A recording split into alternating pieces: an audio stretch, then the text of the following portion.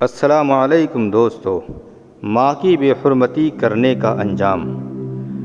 دوستو، ایک شخص کو اللہ تبارک و تعالیٰ نے ماں کی بے حرمتی کرنے پر ایسا عذاب دیا کہ اس کی آدھی شکل گدھے کی اور آدھی شکل انسان کی بنا دی۔ جب وہ مرا تو ہر روز عصر کی نماز کے بعد اس کی قبر کھلتی اور 3 مرتبہ وہ انسان گدھے کی طرح چلاتا اور پھر اس کی قبر بند ہو جاتی۔ پورا واقعہ کیا ہے، سننے سے پہلے گزارش ہے کہ ویڈیو کو لائک ضرور کر دیں۔ واقعہ اس طرح ہے کہ کچھ بزرگان دین سفر کر رہے تھے۔ سفر کرتے ہوئے وہ ایک قبیلے کے پاس سے گزرے۔ قبیلے کے پاس ہی میں ایک قبرستان تھے۔ وہ بزرگ جب اس قبرستان کے پاس پہنچے تو انہوں نے عجیب منظر دیکھا۔ وہ منظر یہ تھا کہ اسی قبرستان میں ایک قبر پھٹتی ہے اور اس قبر میں سے ایک مردہ باہر آتا ہے، جس کا دھڑ انسان کا تھا اور چہرہ اس کا اوپر کا دھڑ گدھے جیسا بنا ہوا تھا، اور وہ مردہ 3 مرتبہ گدھے کی جیسی آواز نکالتا ہے اور پھر واپس اپنی قبر میں چلا جاتا ہے۔ جب ان بزرگوں نے اس واقعے کو دیکھا، اس کی قبر پھٹی اور اس مردے کے اس حال کو دیکھا، اس عالم کو دیکھا، تو وہ سوچنے لگے کہ اس نے ایسا کون سا گناہ کیا ہے کہ اللہ نے اس کو ایسی عبرتناک سزا دی ہے کہ اس کا آدھا جسم انسان کا اور آدھا انسان گدھے کا، آدھا جسم گدھے کا بنا دیا ہے۔ کون سا ایسا اس نے گناہ کیا ہے؟ وہ بزرگ سوچ میں پڑ جاتے ہیں اور پھر آپس میں مشورہ کرتے ہیں کہ چلو اس بستی میں چلتے ہیں، ہو سکتا ہے کسی کو معلوم ہو۔ وہ بزرگ آپس میں مشورہ کرنے کے بعد اس بستی میں پہنچتے ہیں۔ بستی میں پہنچ کر کے لوگوں سے معلوم کرتے ہیں، اس قبر کے بارے میں معلوم کرتے ہیں جو قبر روزانہ پھٹتی تھی۔ تو لوگوں نے بتایا کہ اس انسان کا گھر فلاں ہے۔ وہ بزرگ ڈھونڈتے ہوئے اس کے گھر پر پہنچ جاتے ہیں۔ جب اس کے گھر پر پہنچے، دروازے پر دستک دی، اس کے گھر والے نکل کر آتے ہیں۔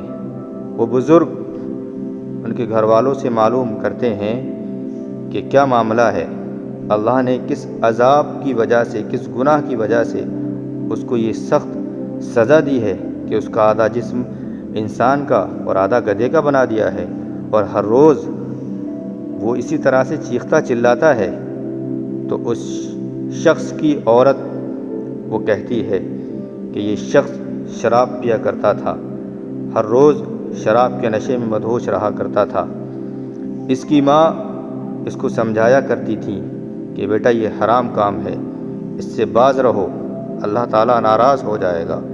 ماں سمجھایا کرتی تھی، لیکن یہ انسان اپنی ماں کی ایک بات نہیں سنتا تھا اور جواب میں کہا کرتا تھا کہ کیا گدھے کی طرح چیختی چلاتی رہتی ہو۔ اس مرنے والے انسان کی بیوی یہ واقعہ سناتی رہی تھی اور بتاتی رہی کہ اس کی ماں سمجھایا کرتی تھی، لیکن بارہا یہ انسان اپنی ماں کو ایسے ہی جواب دیا کرتا تھا۔ وقت گزرتا رہا اور یہ شخص مر گیا۔ جب مرا تو اللہ نے اس کو یہ سزا دی کہ ہر روز عصر کی نماز کے بعد اس کی قبر پھٹتی ہے، اور قبر سے یہ وہی انسان جو ماں کی شان میں گستاخی کیا کرتا تھا، ماں کو ڈانٹا کرتا تھا، ماں کی بات کو نہیں سنتا تھا، اللہ نے اس کے جسم کو گدھے کا بنا دیا اور ہر روز اپنی قبر سے نکلتا ہے اور 3 مرتبہ چیختا گدھے کی طرح ہے اور پھر واپس قبر میں چلا جاتا ہے۔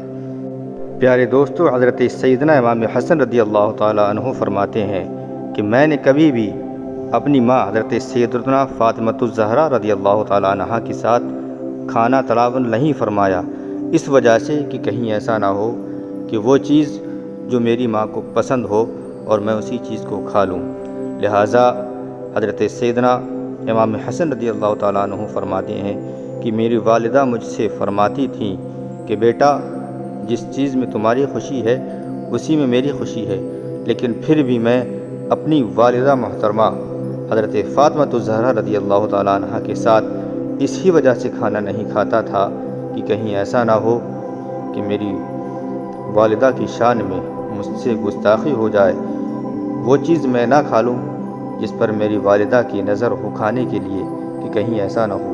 اسی وجہ سے حضرت سیدنا امام حسن رضی اللہ تعالیٰ عنہ فرماتے ہیں کہ میں نے کبھی بھی اپنی ماں کے ساتھ کھانا تناول نہیں فرمایا۔